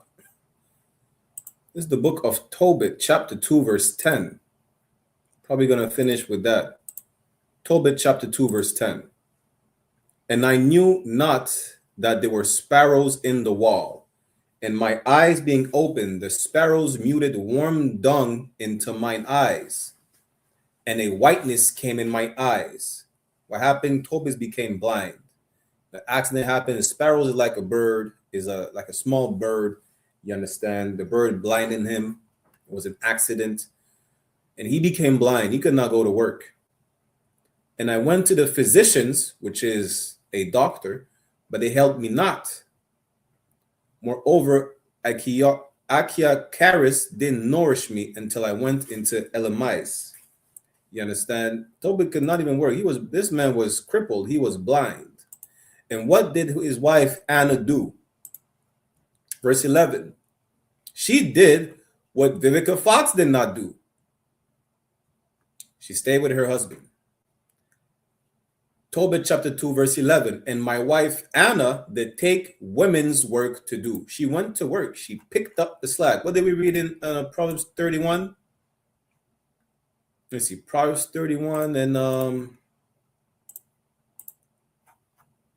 what is it again? Proverbs 31 and 11. The heart of her husband doth safely trust in her, so that he shall have no need of spoil. Tobit had no need of spoil. The man could not speak. He didn't get robbed nobody. Believe it or not, blind people rob people too. You know, some blind people can sell drugs. What is it? What is the movie with Denzel Washington and the white boy? Training Day. Snoop Dogg was in a wheelchair selling crack. You know, crippled people commit crime. Tobit didn't. Besides the fact that he was a just man, he was a man that follows the law. He was a man like Job that despite his condition, you know, he didn't curse the Lord. He took on the bad days. He took on the bad days. You understand? He suffered the bad days. You know who he suffered the bad days with? Anna, his wife. You understand? She went to work. He didn't have to worry about her leaving. He could not work. He was crippled. The sister said her man took care of her while she had 2 brain surgeries. Now that she's good, up and running, she's asking, when should I leave him and enjoy myself and feel appreciated? Anna did not say, when should I leave him and enjoy myself and feel appreciated? Anna went to work. You understand? That's a virtuous woman. She did good and not evil to Tobit. She didn't divorce Tobit when he became blind. She didn't say, the hell with you, I'm going to find another man that can see, can appreciate my beauty, you know, can see the money he puts in my pocket, can see that he makes more money than me. She did not say that. What she did, Tobit 2:11, and my wife Anna did take women's works to do. She went to work. She said, hey, babes, no sweat, I got it. That's what she told Tobit. She told Tobit, I got this. I got us. Why? Because we're one flesh that no man shall put asunder. That's what she told Tobit. You understand? Verse 12. And when she had went down home to the owners, they paid her wages and gave her also besides a kid. I'm going to just break this down real quick, right? She went to work. Not only is she being paid wages, but you'll see, right, how much of a Proverbs 31 woman is and how she embodied a Proverbs 31 woman. Y'all should be like Anna. Y'all should be like the woman that's described in Proverbs 31 because she was. She was so virtuous, she got a bonus, you know, not because they were lusting after her. We're going to break down why she got a bonus. She only got her paid her money for her work. But you know what they did? They gave her a kid. A kid is an old English word for a baby goat, right? Verse 13. And when it was in my house and began to cry, I said unto her, because he's blind. He don't know she brought back a baby goat, right? From whence is this kid? We don't have money like that to buy a baby goat. You understand? Is it not stolen? You know, Tobit is like, yo, we don't have money like that to buy baby goats. I lost my job. It's not you supporting the both of us. How did you find the money to buy a baby goat? You know, did you steal it? Where does this come from? That's what Tobit is telling Anna. He said, render it to the owners, for it is not lawful to eat anything that is stolen. Tobit is such a righteous brother. He said, yo, I don't know where you got this from. We bring that back. We're not taking stolen property. I don't know who you stole it from. And not that she stole it, but he's just a righteous man. He was just speculating. We're so poor. We can't afford that. I don't know how you afforded this. You know, where you got this from. But you take that. You take that back. Salaki. Bring that back because I'm already blind. I'm already, you know, I don't know if the Lord, I think he was asking the Lord, I don't know what I did, but I'll take the punishment and smile or whatnot. You know, he's already know that he's being afflicted right now. He ain't trying to be afflicted because of a stolen good. He said, no, bring that back. Let's see what she says. Verse 14. But she replied upon me, it was given for a gift more than the wages. She said, no, I didn't steal it. On top of what I was paid for, they gifted me that kid, that baby goat. Howbeit I did not believe her, but bade her render it to the owners. And he still argued with her like, nah, I ain't believing you. Nah. Why would people give you a baby goat? What did you do for that? And I was abashed at her. But she replied, he's arguing with women like, no, I ain't trying to hear that. I don't know where it come from, but I ain't trying to hear that. They gave it to you? Why? Did you flash him or something? No, I'm stupid. I'm playing around, but you get the point? But she replied upon me, where are thine alms and thy righteous deeds? Behold, thou and all thy works are known. What does that mean? Focus especially on the last part where she said, behold, thou and all thy works are known. Focus specifically on this last part. For time's sake, I'm going to give it to y'all, right? This is Proverbs chapter 31, verse 23. Again, a virtuous woman. This is why they gave the goat to Anna. This is why they gave the kid to Anna. Her husband is known in the gates. Tobit was a righteous man. He was known for his deeds. He was known for his works. They knew this is Tobit's wife. The man that's blind, the man that can't work. She's going to work for them, the household. The wages, you know what? On top of the wages, here's a kid, a baby goat. Why? Proverbs 31 and 23 tells you why. Her husband is known in the gates when he sitteth among the elders of the land. That's why. You understand? Vivica Fox is, nobody who knew who her husband was until she divorced him. That's the problem. You understand? That's the problem. Let me get one more precept, and I'm going to end it right here. And bear with me 1 second.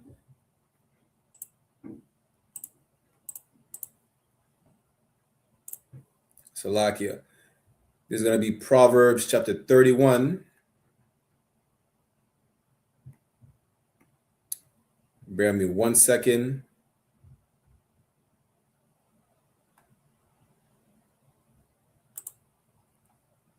And 28.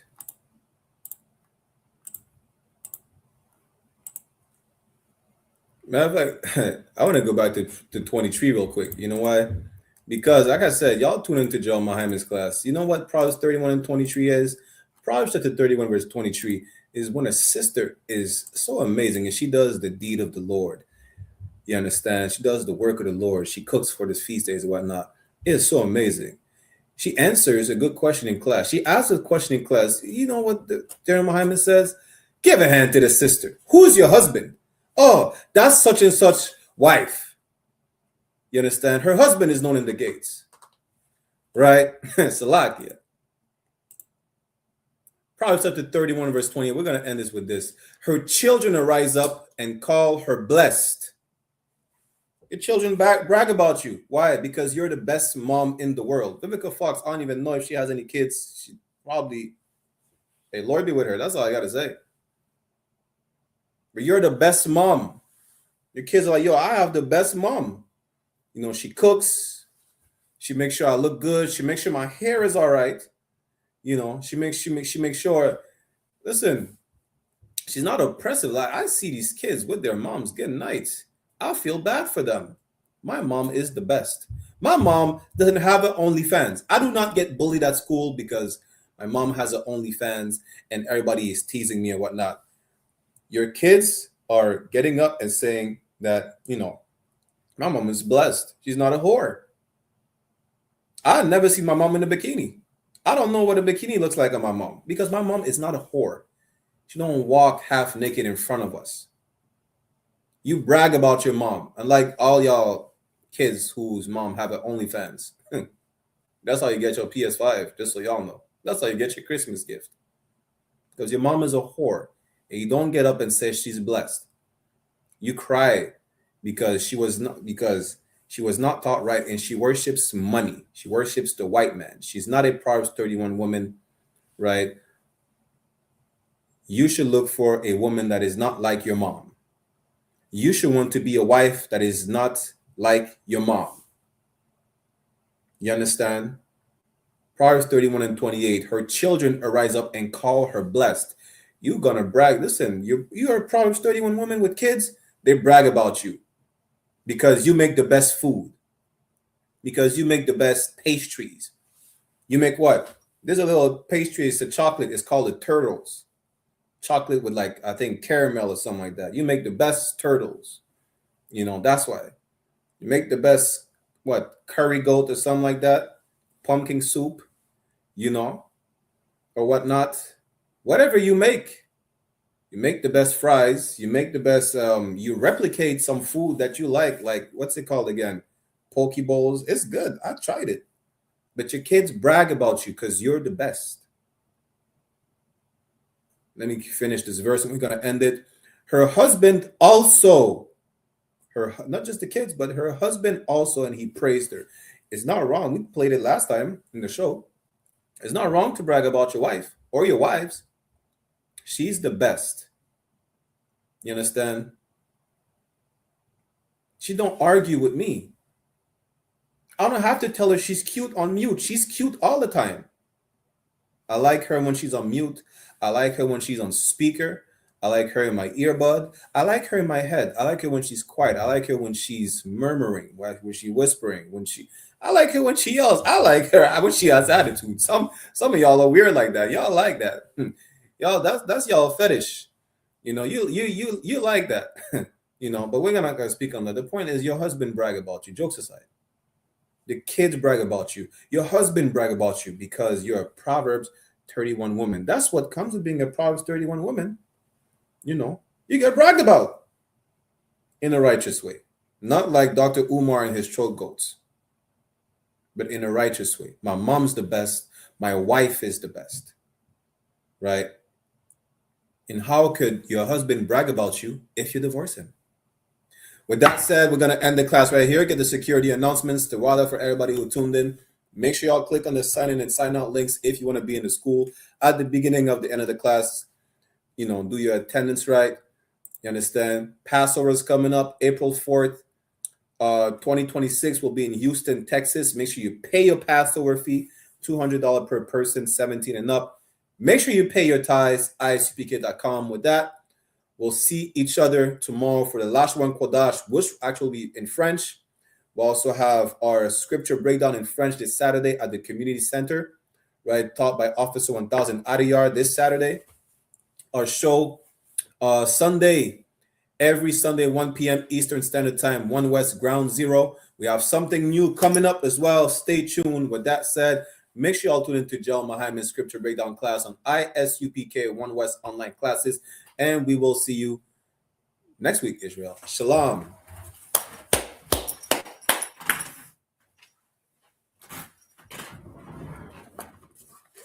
This is the I.S.U.P.K. security announcements. Salakia. I.S.U.P.K. security announcements. You are the I.S.U.P.K., the Israelite School of Universal and Practical Knowledge. Started out of 1 West, 125th Street, Harlem, New York, under Commanding General YAHANNA. Rule for new brother and sister. When a new brother or sister comes into school, they are off limits for 6 months. They're to be saluted only. They're here to shed themselves of the world. If they need transportation, the teacher will arrange it. After 6 months, if a brother or sister has an interest in a particular person, he or she must get permission from the head to speak to a brother or sister. There is another 6 months in which the brother and sister will court each other. After the 6 months period, the brother and sister will get permission from the head to marry. Tithes, which is a commandment. Numbers chapter 18, verse 21, and Malachi chapter 3, verse 8 to 10 means 10th in the Hebrew. Ma'ashara. 10% of every penny of any increase the Lord gives you, give to the Treasury Department or teacher. Priest fund, free will offering for priests, not mandatory, whatsoever amount you would like. Upcoming holy convocation, we have the memorial for Purim, which is the 14th day and the 15th day of the 12th month, which is Monday, the 2nd of March, and Tuesday, the 3rd of March, 2026, which is next Monday and Tuesday. You can read more about it in the book of Esther, chapter 9, verse 20 to 31. Reminder to all Akim wa Akwatian, the brothers and sisters, to check the bulletin board in the hallway of their school. They have a physical location. If anyone wants to be a trooper in the school, to start wearing all black, boots, shirt, pants, headband, and scarf. With that, so I give a courtesy salute to the brothers, as well as a courtesy salute to the sisters. Mina visual imajim, which means to stand. We'll give a courtesy salute to the brothers. Mina visual imajim Shabbat.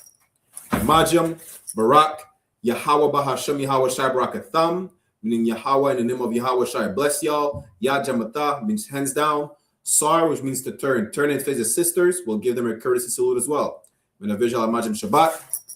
Imajim, Barak, Yahweh Shamar Alatan Bahashem Yahweh Shai, meaning Yahweh watch over y'all in the name of Yahweh Shai. Yajamata means hands down. Class dismissed.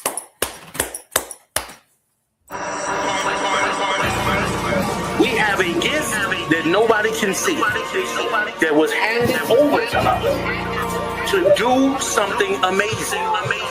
Take the gift, man. Take the gift. Take the gift, man. And let the Most High work in you to do something you have never done. I ain't even impressed what you expect. You see this shit? Hold on, there's one West on my chest. One West world, that's it. Fuck a street code, let a priest law. No stain, break dang with the leash off. I ain't nothing of this world, I need a respawn. I just know they wish that I would stop, but I keep going. These fringes on my calf like a tube sock. I used to stuff the loose ones in my shoebox. And we came a long way from the curbside. Now we looking from the top from a bird eye. And I can't leave my brother on the battlefield. Lord, let the hell rain, we gon' see who real. And you know they gon' hate when they see a plate. So imagine what they doing for $250,000. And we really the only ones going to war. You niggas just be talking like y'all won the war. I made love to this truth and there's no divorce. My Spanish mommy call me Poppy like a corner store. Let me show you how to do it. Said he living by the word, I think it's time he proved. I think you better use your head before you fucking lose it. And say the acting for the camera, this is not a movie. I pray to God I don't fall off. I ain't nothing like y'all. Niggas think they slime, cut their head off a python. Blame me for my outlook, never counted the lookouts. The world said I wasn't shit, but look at how I turned out. Not so bad, huh? Why you mad, huh?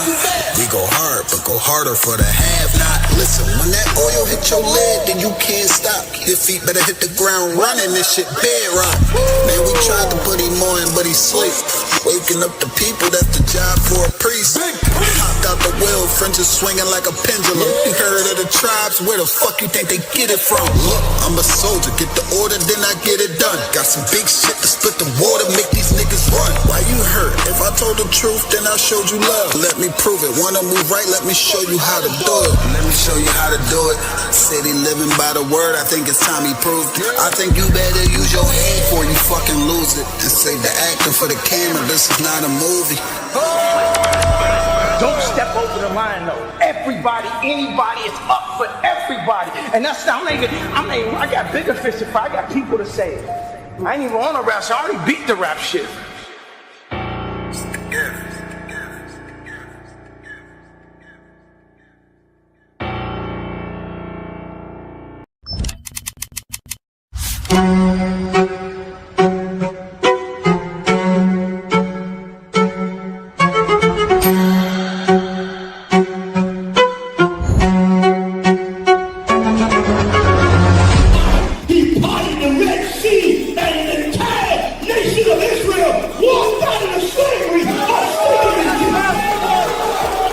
The I.S.U.P.K presents the Lord's 57th Annual Passover, April 4th, 2026 in Houston, Texas. You do not want to miss this one, Israel. Shalom. Hey, listen, brothers and sisters, man. If you like what you hear, hit the subscribe button, man. Subscribe to this channel. And also, please, go to isupk.com and pay your tithe. Drop me some cash so we can move around this planet like we need to, man, and do the things we need.